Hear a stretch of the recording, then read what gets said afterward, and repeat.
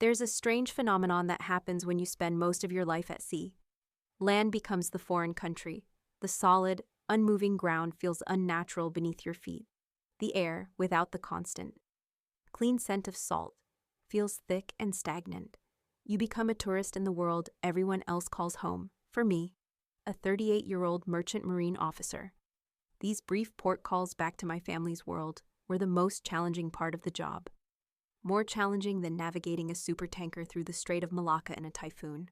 More challenging than a 30-day, non-stop voyage across the Pacific. Because at sea, I was a respected officer, I was competent, I was in command of my world, on land. In my parents' perfectly decorated, aggressively beige living room, I was just Cora, the family failure. If you've ever had a job or a passion that your family just fundamentally does not get, a life that doesn't fit into their neat little boxes, you know what I'm talking about. It's a special kind of lonely. Smash that like button if you've ever felt like an alien at your own family's dinner table.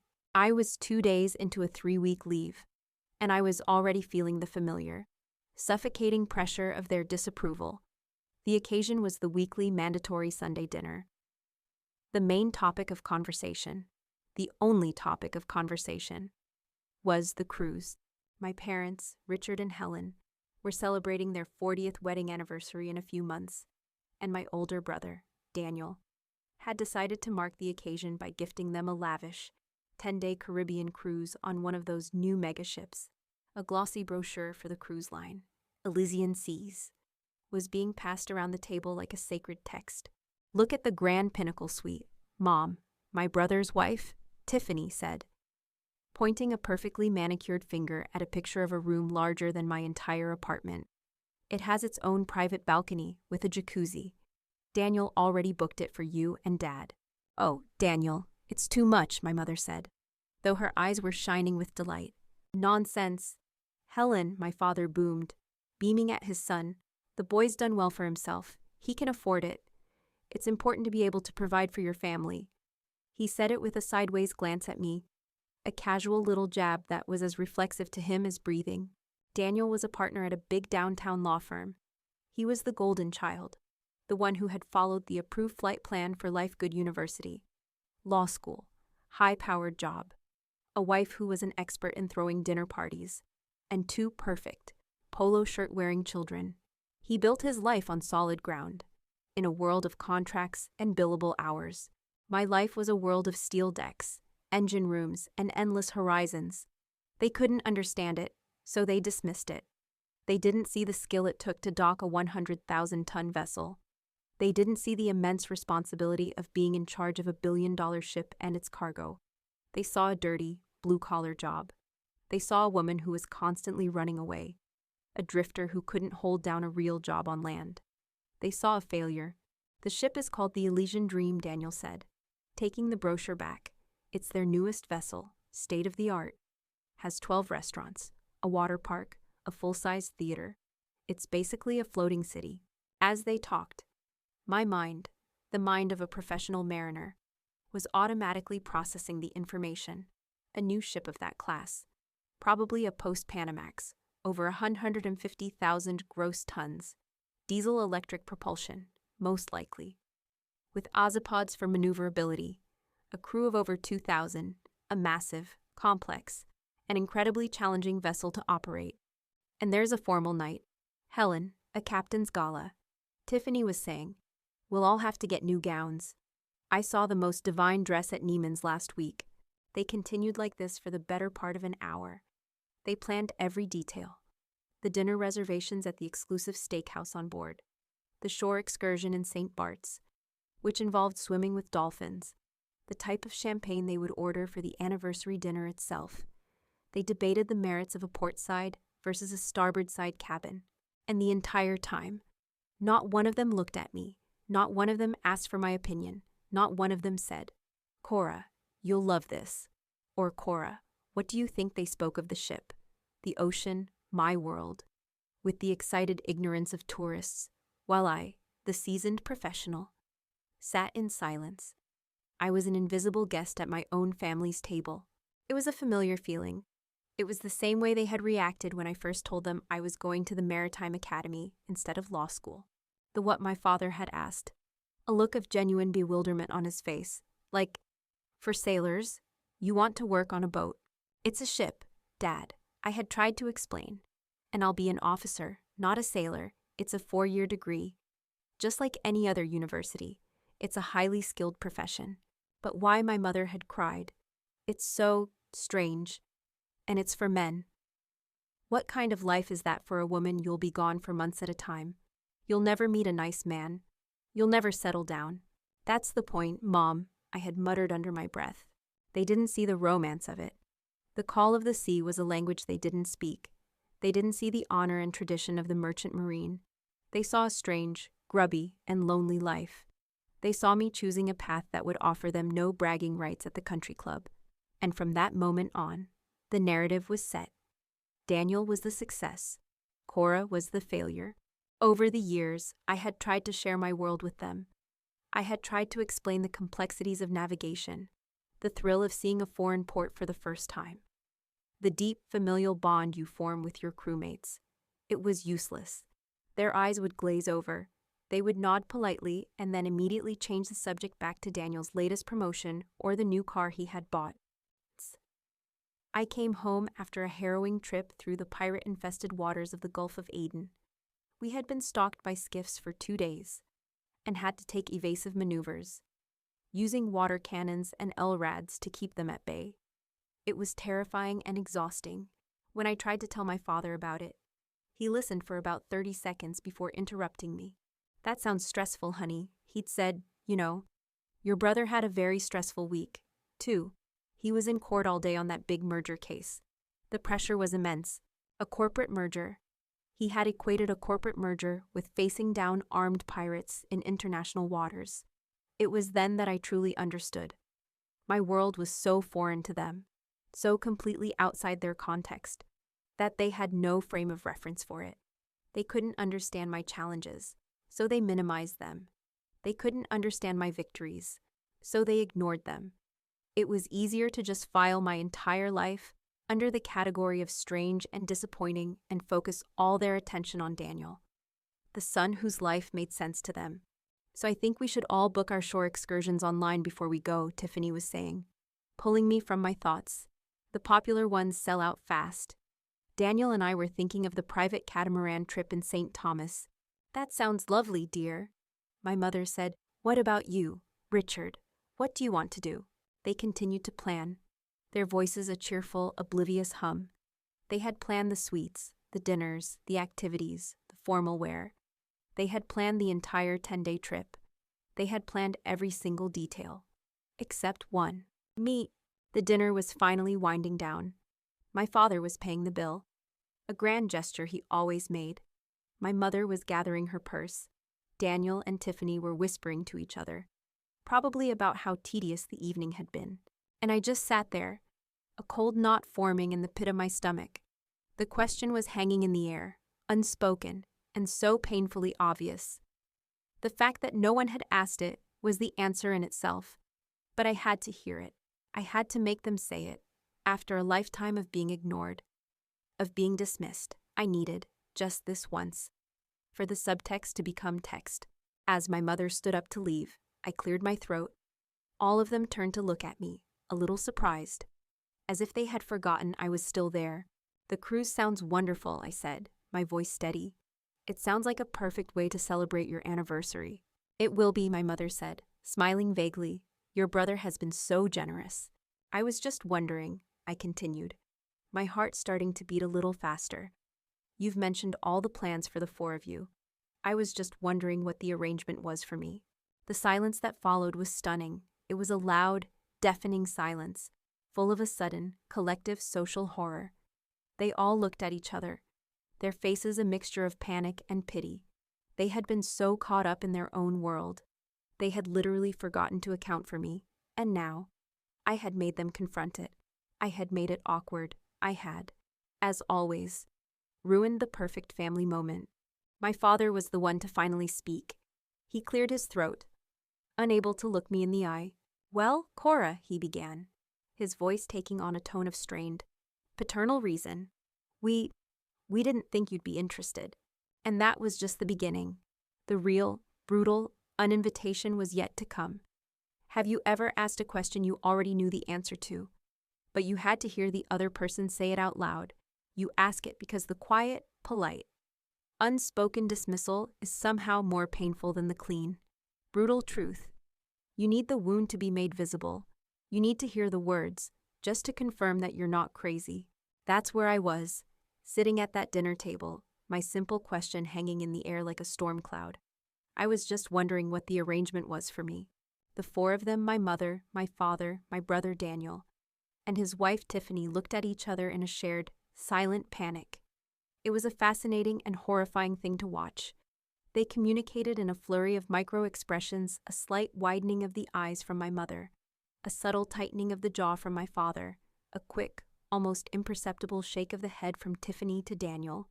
They were having an entire, frantic conversation without saying a word, and the consensus was clear: abort. Abort? She's made it awkward. Shut it down. My father, ever the patriarch, was the one to speak first. He cleared his throat, taking on the tone of a man trying to reason with a difficult child. Well, Cora, he said, his eyes fixed on a point just over my left shoulder. We didn't think you'd be interested. Not interested, I asked, my voice dangerously calm. Why would I not be interested in celebrating my own parents' 40th wedding anniversary? I had backed him into a corner, his first. Flimsy excuse had been dismantled. Now they would have to bring out the heavy artillery. Now the real reasons would have to come out. Tiffany, my sister-in-law, jumped in. She was a master of delivering insults with a sweet, concerned smile. It was her superpower.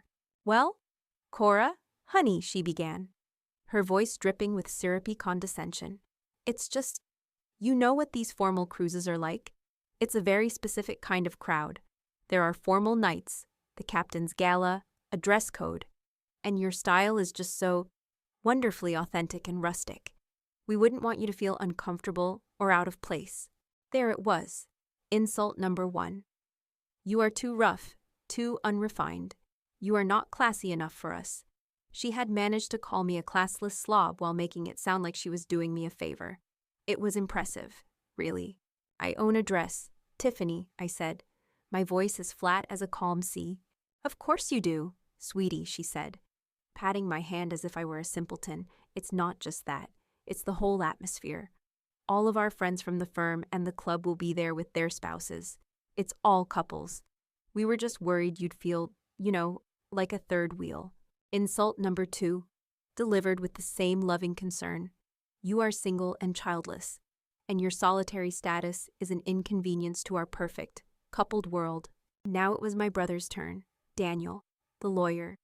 He decided to take the practical, logical approach, which was, in its own way, the most insulting of all. Look, Cora, let's just be realistic here, he said, leaning forward and folding his hands on the table as if he were addressing a particularly dim-witted client. This is not a cheap trip. The suite for Mom and Dad was 5 figures. Our own cabin wasn't much less. Then you have the drink packages, the excursions, the onboard spending. It all adds up. We assumed it wasn't in your budget. He paused, letting the implication hang in the air. Then he delivered the killing blow. And frankly, he said, his voice dropping to a confidential murmur, we're already covering Mom and Dad's expenses. We can't afford to pay for you, too. And there it was, the trifecta. Insult number 3, the big one. You are poor. Your life choices have led you to a place where you cannot afford to participate in our lifestyle, and you have become a potential financial burden. He said it all so reasonably, so matter-of-factly. He wasn't trying to be cruel. That was the most painful part. He genuinely believed what he was saying. He genuinely believed that his job as a lawyer was inherently more valuable, more successful, and more lucrative than mine. He looked at my life, the long absences, the modest apartment I kept, the lack of a husband or a mortgage, and the only conclusion his pragmatic, landlocked brain could come to was that I was a failure, a broke, lonely, and unrefined failure. I sat there, absorbing the 3-pronged attack. You're not classy enough. You're not coupled enough. You're not rich enough. It was a complete and total invalidation of my entire existence. I looked at my mother, hoping for a lifeline, hoping she would step in and say, "Daniel, that's a terrible thing to say. Of course your sister is coming. She's my daughter." But she didn't. She just looked down at her hands, her face a mask of pained helplessness. Her loyalty was to the family's narrative of success, and in that moment, that narrative was more important than her own daughter. Her silence was her vote. And it was a vote against me. Finally, my father decided to end it. He was the judge, delivering the final sentence. "Cora," he said, his voice firm now. He finally looked me in the eye, and what I saw there was not malice, but a weary resignation. He truly believed he was doing the right thing. "Your brother and Tiffany, and your mother and I, we've all talked about this. This is a very special trip for us. A celebration of our life, our family. We just want it to be simple, easy, no drama. And your life, let's be honest, is complicated. You're always coming or going. You have your own strange schedule. It's better this way. This is a trip for the core family." The core family. The words hit me with the force of a physical blow. I felt the air leave my lungs. For my entire life, I had been one of the 4 pillars of that family. But now, they had officially voted me off the island. I was no longer a part of the core. I was a satellite, a distant, irrelevant moon orbiting their bright, shining sun. I had been uninvited, banned, not just from a cruise, but from the very center of my own family. The pain was sharp, and so intense it was almost blinding. It was the pain of 1,000 tiny cuts, a lifetime of being misunderstood and undervalued, all culminating in this one, brutal, final amputation. And then, something strange happened. As the wave of pain washed over me, something else rose up in its place, something cold and hard and clear. It was anger, a pure, clean, clarifying anger. It burned away the hurt. It burned away the need for their approval. It burned away the illusion that these people would ever see me for who I really was. They were right. My life was complicated. It was a life they could never understand. I had stood on the bridge of a ship in the middle of a hurricane, the wind screaming, waves the size of office buildings crashing over the bow, with the lives of my crew and the fate of $100 million vessel in my hands. I had navigated through pirate-infested waters. I had seen ports of call they had only read about in magazines. I had a family of my own, a chosen family, a crew that trusted me with their lives. My life wasn't a failure. It was just mine. And it was a life that was bigger and wilder and more real than anything they could ever imagine. I looked at their 4 faces, waiting for my tears, for my anger, for my pleading. They were expecting a scene. They were expecting the drama they claimed they wanted to avoid. I gave them nothing. I slowly, deliberately, placed my napkin on the table. I pushed my chair back and stood up. My movements were calm, measured. "Thank you," I said, my voice so quiet and steady it seemed to startle them. "Thank you for what?" my mother asked. Confused, I looked at all of them, one by one. I let my gaze rest on each of their faces for a moment. I wanted to remember this. I wanted to remember the moment I finally saw them for who they were. "Thank you for your honesty," I said. "You've made things very clear." And with that, I turned and walked away from the table. I walked through the crowded, expensive restaurant. My head held high. I didn't look back. I didn't need to. I got in my car and I sat there for a long time, the engine off, the silence of the parking lot surrounding me. The first wave of grief hit me then, a deep, shuddering sob that seemed to come from the very core of my being. I cried for the little girl who had just wanted her father to be proud of her. I cried for the young woman who had just wanted her mother to understand her. I cried for the sister I had lost, but as the tears subsided, they were replaced by something new, a resolve as hard and as unyielding as the steel hull of a ship. They had banned me from their crews. They had banned me from their family. They thought they had left me stranded, alone on the shore. They had no idea. They had just given me the greatest gift of my life. They had given me my freedom. And sitting there in the dark, a cold, sharp, and dangerous idea began to form in my mind. An idea that started with a quiet, bitter little laugh. My family was going on a cruise, and I had a feeling I would be seeing them on board. The days that followed that disastrous dinner were a gray, featureless fog. I was on leave, supposed to be resting, recharging, and enjoying my time on solid ground. Instead, I felt like a ship adrift, my engines dead, my rudder useless. The words my family had spoken were a phantom anchor, holding me in a sea of my own misery, the core family. The phrase echoed in the quiet of my small apartment, a constant reminder that I was, and always had been, an outsider. I went through the motions. I went for long walks. I tried to read. I met a friend for coffee and pretended that everything was fine. But the pain was a physical presence, a cold, heavy weight in my chest. It wasn't just the rejection from the cruise, it was the final, brutal confirmation of a lifetime of being fundamentally misunderstood.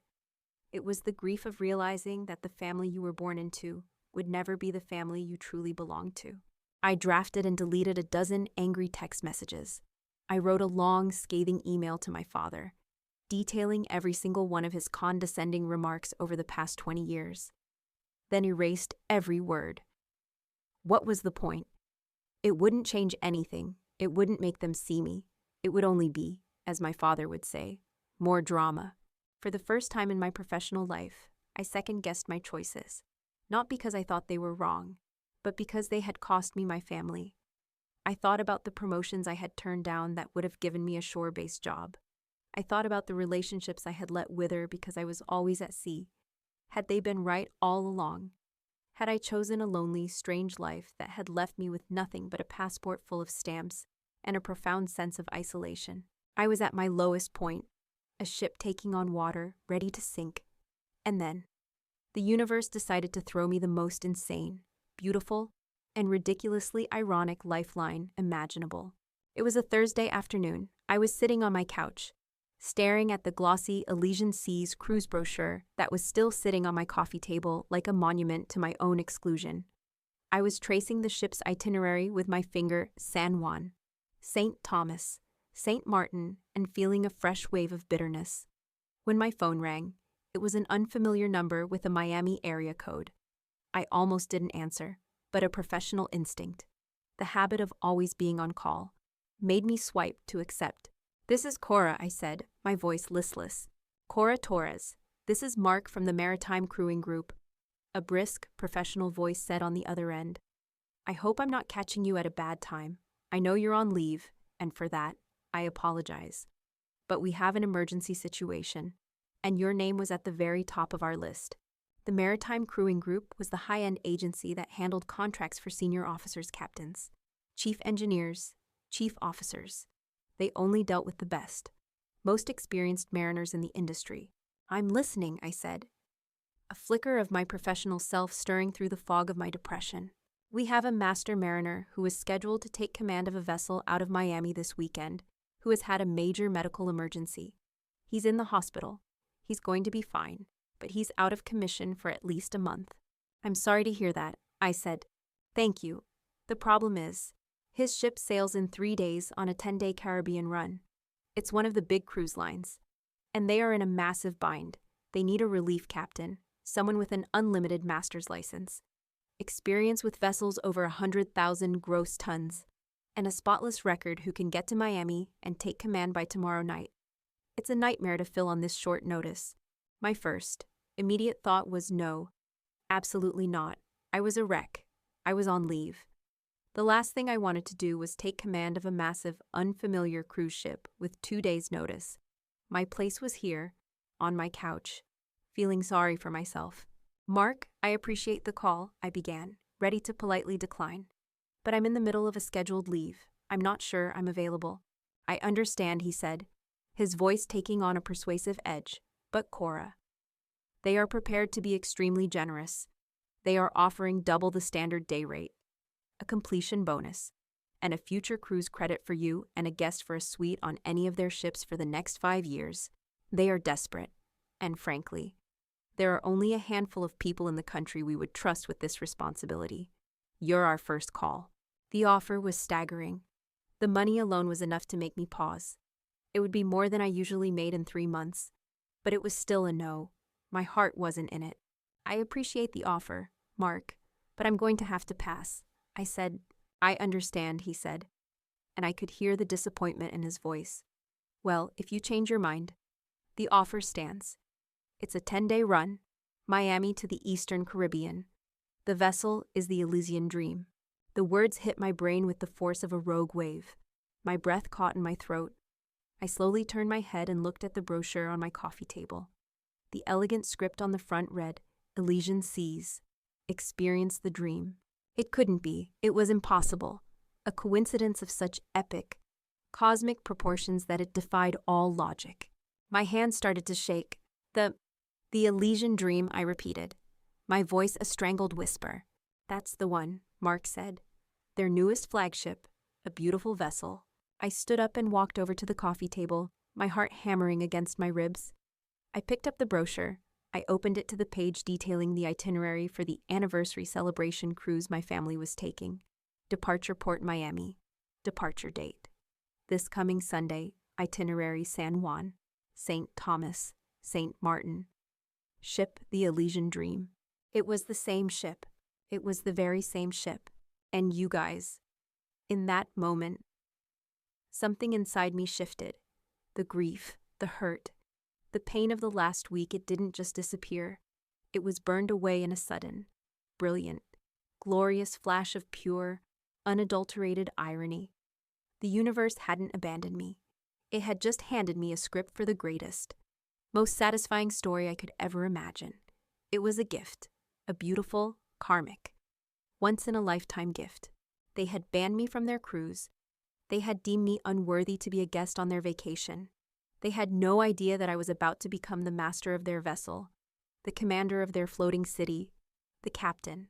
A laugh escaped my lips. It started as a small, quiet chuckle, and then it grew into a full-blown, tear-streaming, cathartic laugh. It was the laugh of a woman who had just been handed a royal flush after being told she wasn't good enough to even sit at the table. Cora, are you still there? Mark's voice asked. Confused by the laughing on the other end of the line, I took a deep, steadying breath, wiping the tears of laughter from my eyes. The woman who answered him was not the sad, broken person from 5 minutes ago. The woman who answered him was a captain taking command. Yes, Mark, I'm here, I said, my voice strong, clear, and full of a purpose I hadn't felt in years. I've had a sudden change of plans. It seems my schedule just opened up. I'll take the contract. You will, he said, sounding immensely relieved. That's fantastic news, Captain Torres. Truly fantastic. Send me the flight details and the ship's schematics, I said, my mind already shifting into professional mode. I need the crew manifest, the cargo plan, the latest safety inspection reports, and the previous captain's handover notes. I'll be in Miami by tomorrow afternoon. Of course, Captain, right away. We hung up, and I stood in the middle of my living room, the cruise brochure still clutched in my hand. I looked at the picture of the massive, gleaming white ship, my ship. I looked at the smiling, happy families in the photo, my passengers, and somewhere among them, in a fancy suite with a private jacuzzi, would be my family, the people who thought I was a failure, the people who had banned me from this very vessel. I was no longer a woman adrift.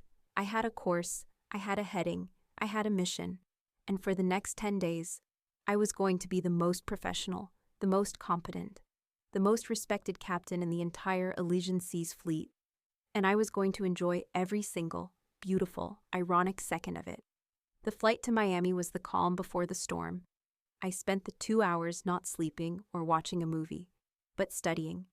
The files the crewing agency had sent were exhaustive, the Elysian Dream's full schematics.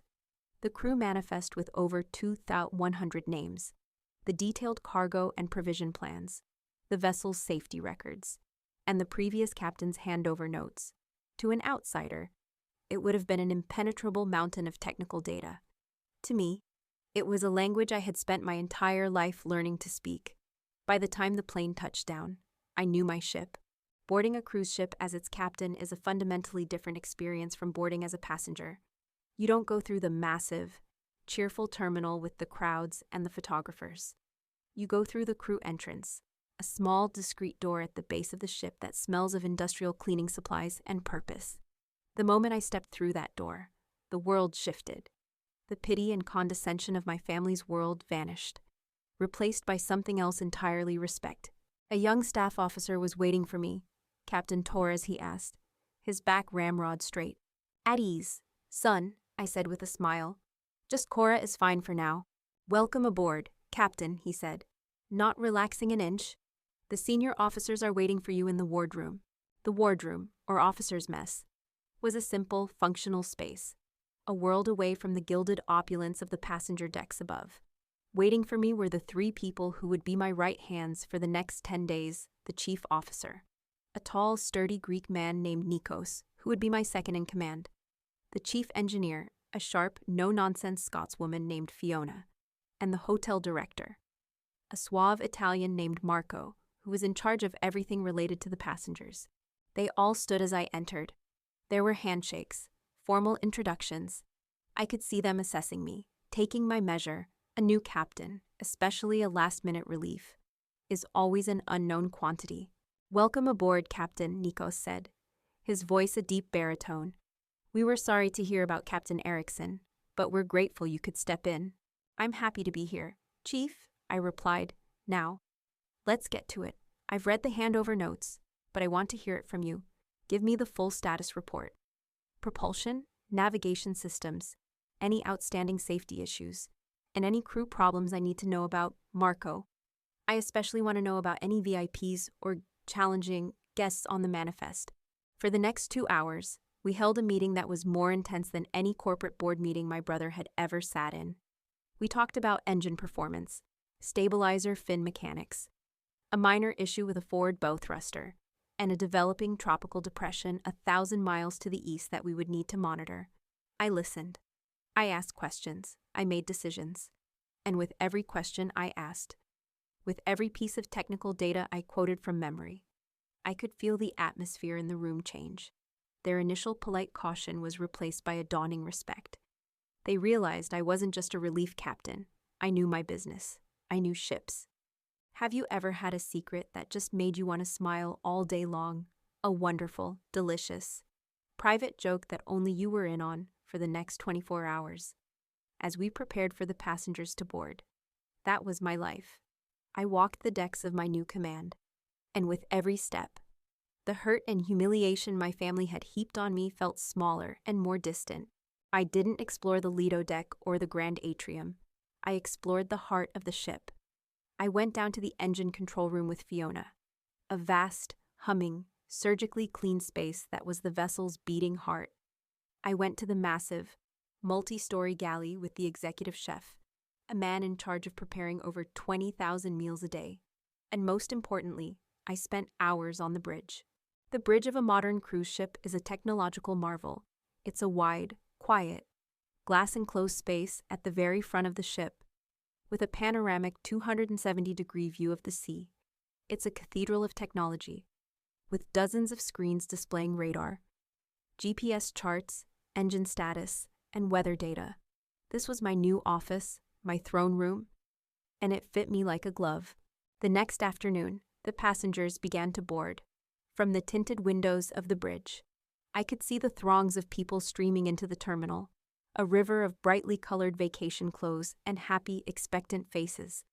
And I knew that somewhere in that crowd, my family was checking in their luggage, completely, blissfully unaware that the daughter they had banned was already on board, watching them from on high. The departure from the port of Miami was a perfectly executed ballet. The harbor pilot came aboard, but on a ship this size, his role is purely advisory. The ultimate responsibility, the command, remains with the captain, with me. "All lines clear, forward and aft," Nikos reported, his voice calm in my ear. "Very good, Chief," I replied. "Dead slow ahead. Both engines, bow thruster to port, 20%. Slowly, majestically, the 160,000-ton Elysian Dream began to move. I stood on the bridge wing, the warm Florida breeze on my face. As we slid away from the pier, I could hear the sounds from the passenger decks below. The sail-away party was in full swing. With a live band and cheering crowds, I picked up a pair of stabilized binoculars and casually scanned the pool deck. It was a chaotic scene of celebration. And then I saw them. My father, looking pleased with himself in a gaudy Hawaiian shirt. My mother, wearing a massive sun hat. And my brother Daniel and his wife Tiffany, taking a selfie with champagne flutes in their hands. They were laughing, pointing at the Miami skyline as it receded. They looked happy. They looked carefree. They looked exactly like people who had no idea that their family failure was 200 feet above them. Holding all of their lives in her hands, a small secret smile touched my lips. And for the first time in a very long time, it wasn't a smile of pain or irony or resignation. It was a smile of pure, unadulterated, joyful anticipation. The game had just begun. The first 2 days of the cruise were a blur of professional duties. I was up before dawn, on the bridge to oversee the sunrise and the changing of the watch. I spent my days reviewing navigation plans, signing off on paperwork, conducting safety drills with my crew, and meeting with my department heads. I was the CEO, mayor, and police chief of a floating city of 6,000 people. I only saw my family as blips on a screen, on the security monitors. I saw them eating in the buffet, laughing at one of the comedy shows, arguing over a map during a shore excursion in San Juan. They were just 4 anonymous passengers out of thousands. And the power in that anonymity, the power in my secret knowledge, was intoxicating. On the 3rd night, as per tradition, was the captain's welcome aboard reception and gala dinner. It was a formal affair. The one Tiffany had been so worried I would embarrass them at. It was the one event where I was contractually obligated to appear before the passengers, to make a short speech, and to introduce my senior officers.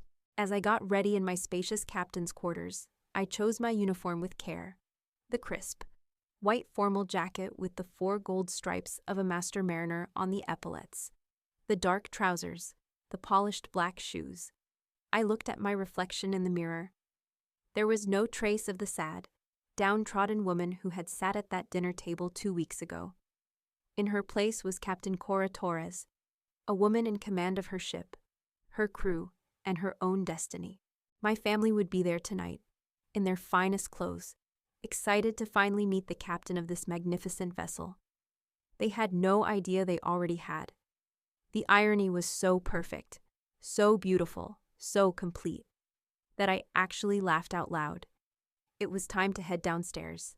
It was time to make my grand entrance. The captain's welcome aboard reception was held in the ship's grand atrium, a soaring, 3-story space of glass and polished brass that was designed to inspire awe. A waterfall cascaded down one wall, and a string quartet was playing on a balcony above. Hundreds of passengers, dressed in their formal best, mingled below, sipping champagne and eating canapes. It was a scene of curated, expensive elegance, and I was about to walk into the middle of it. As I made my way from my quarters down the private officer's staircase, my own reflection caught me by surprise in a mirrored wall. The woman looking back at me was not the quiet, overlooked daughter from the family dinner. This woman was tall, straight-backed, and radiating a quiet authority. The crisp, white uniform with its 4 gold stripes on the shoulders was not a costume.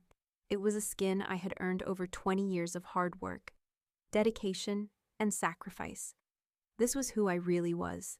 My senior officers were waiting for me in a small reception area just off the atrium. Nikos, my chief officer, Fiona, my chief engineer, and Marco, the hotel director. They all stood a little straighter when I arrived. "Ready for the show?" Captain Marco asked with a smooth, professional smile.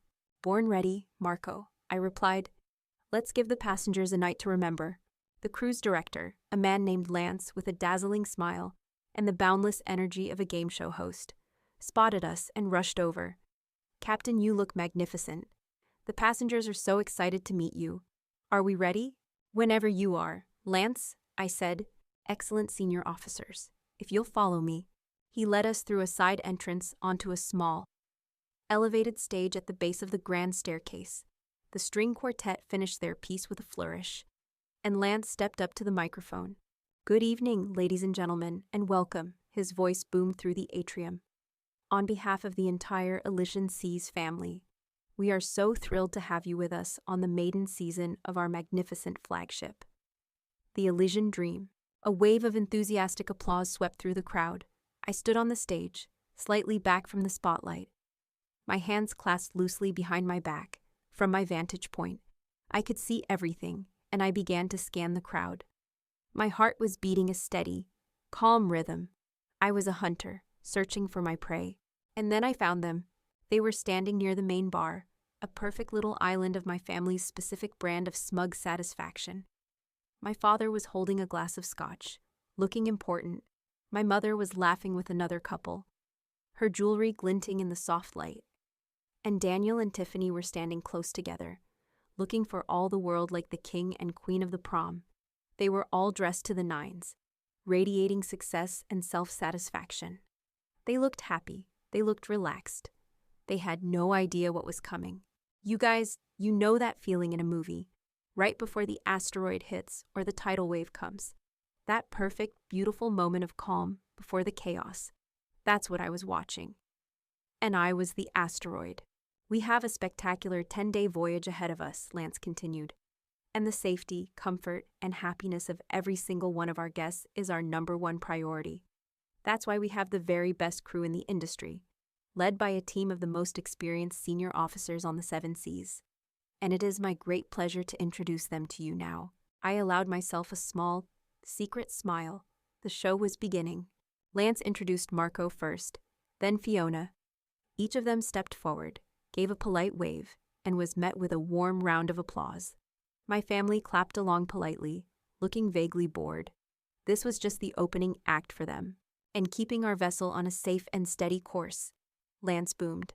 "Our brilliant chief officer, from Athens, Greece, Mr. Nikos Stathakis." Nikos stepped forward, a handsome, reassuring figure.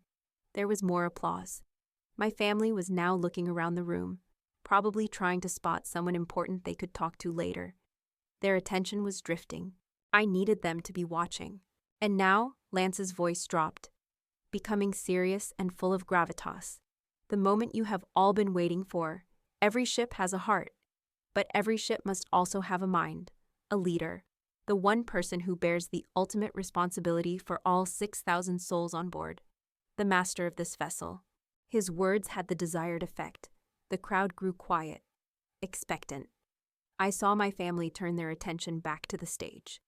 They were curious to see this paragon, this great and powerful captain. She is one of the most respected master mariners in the industry, with an unparalleled safety record and decades of experience navigating the world's most challenging waters. Lance continued, building the suspense. "Ladies and gentlemen, it is my immense honor and privilege to present to you the captain of the Elysian Dream." He paused for dramatic effect. I took one final, steadying breath. Captain Cora Torres. And I stepped forward into the bright, warm spotlight. For a split second, there was just the roar of applause from the hundreds of passengers who saw only a uniformed officer stepping forward to greet them. But my eyes were not on them. My eyes were fixed on one small group of 4 people standing by the bar, and I watched it happen. I watched the exact moment their brains processed the impossible. It was glorious. I watched my mother's polite smile freeze, then shatter, her hand flying to her mouth in a gesture of pure, theatrical horror. I watched the color drain from my father's ruddy, self-satisfied face, his jaw going slack as if the muscles had simply ceased to work. I watched Tiffany's perfectly made-up face contort into a mask of grotesque, uncomprehending confusion. But the best, the absolute best, was my brother, Daniel, the golden boy, the success. He looked as if he had been physically struck by an invisible fist. His eyes were wide with a look of such profound, cosmic shock that I knew the image would be burned into my memory for the rest of my life. He looked at me, standing on that stage in my captain's uniform, and his entire, carefully constructed world just ceased to exist. They stood there, frozen in a tableau of utter devastation.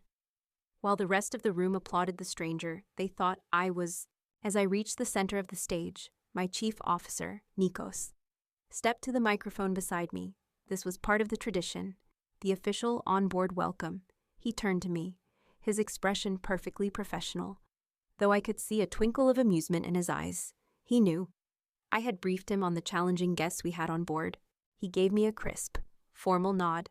And then, he turned to the microphone, his deep voice booming with authority through the silent, shocked air that surrounded my family's table. On behalf of the entire crew, he said, his voice resonating with pride. "It is my honor. Welcome aboard, Captain." The final word was a cannon shot.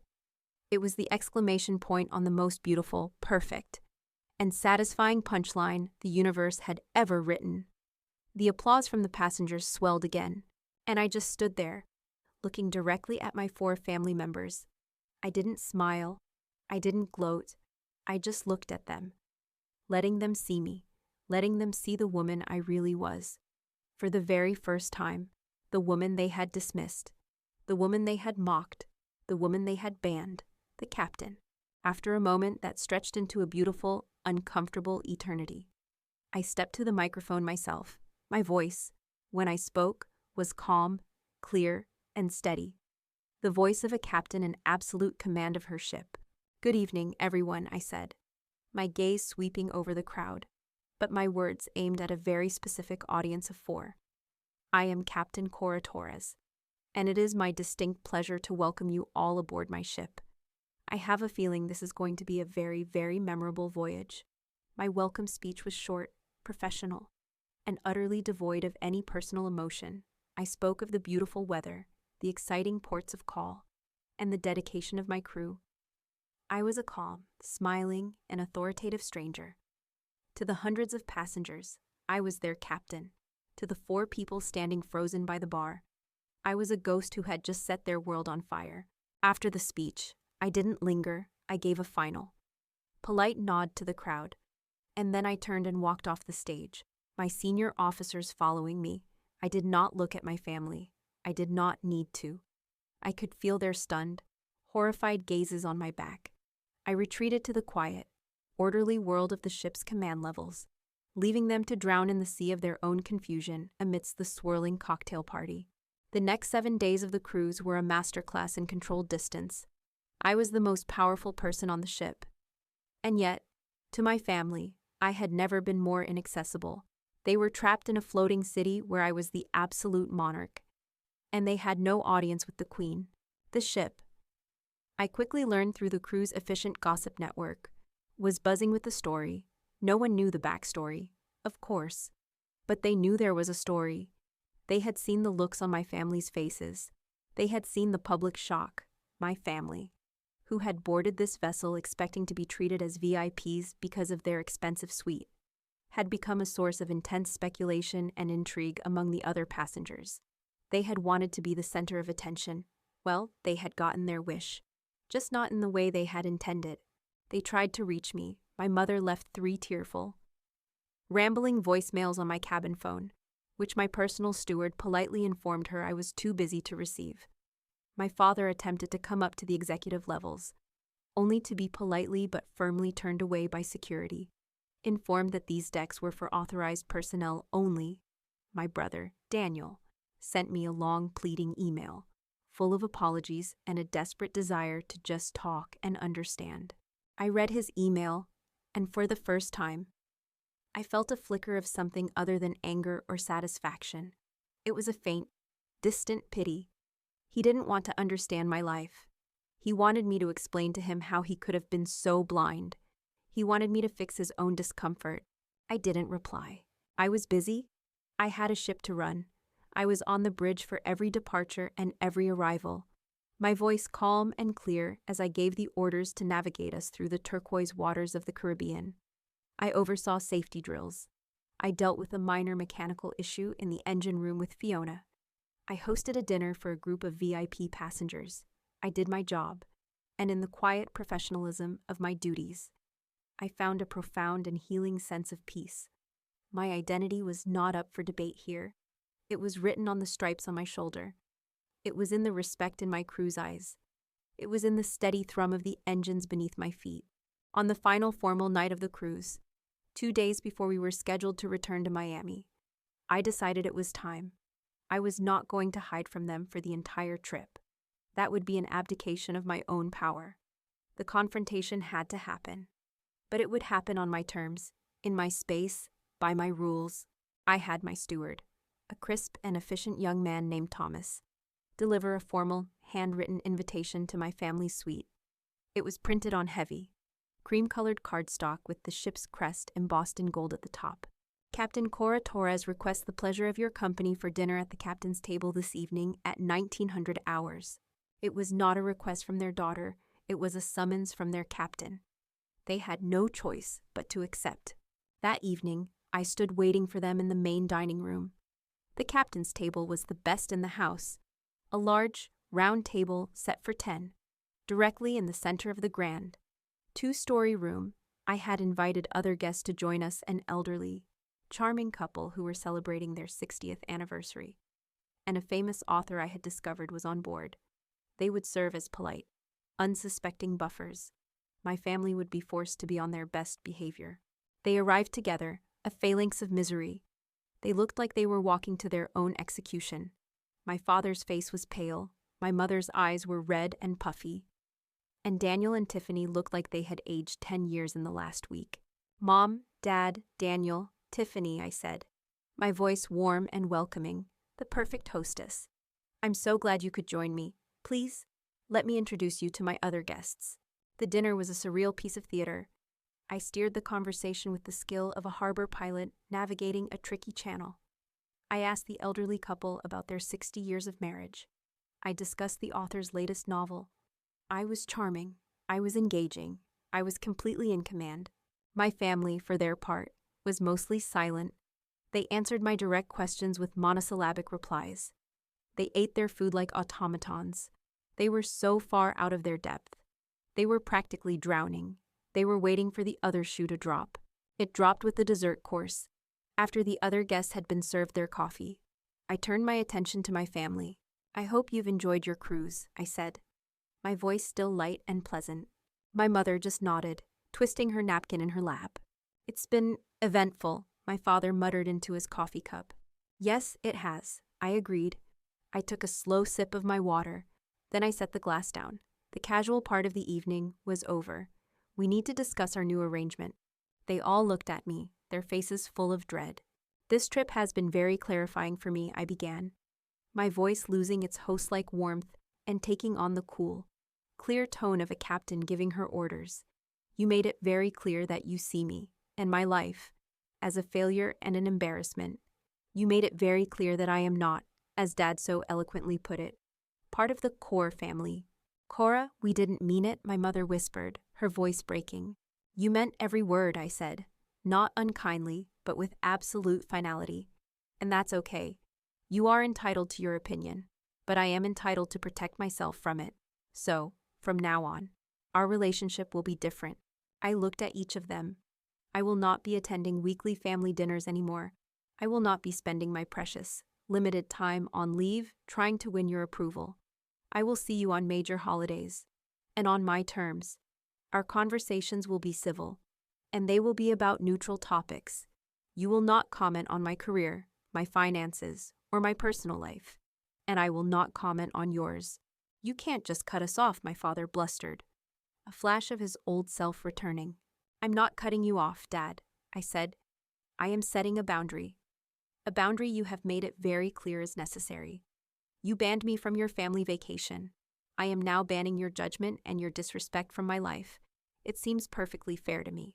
I let that sink in. Daniel looked like he wanted to argue, but one look at my face, at the calm, unyielding resolve in my eyes, and he shut his mouth. He knew a losing battle when he saw one. I love you, I said. And it was true. On some deep vestigial level, you are my family, and that is a fact of biology. But you have lost the privilege of having access to my heart, to my life, to my world, perhaps, over time. You can earn it back, but I doubt it, because to earn it back, you would first have to learn to see me, and I'm not sure you're capable of that. I stood up, placing my napkin on the table.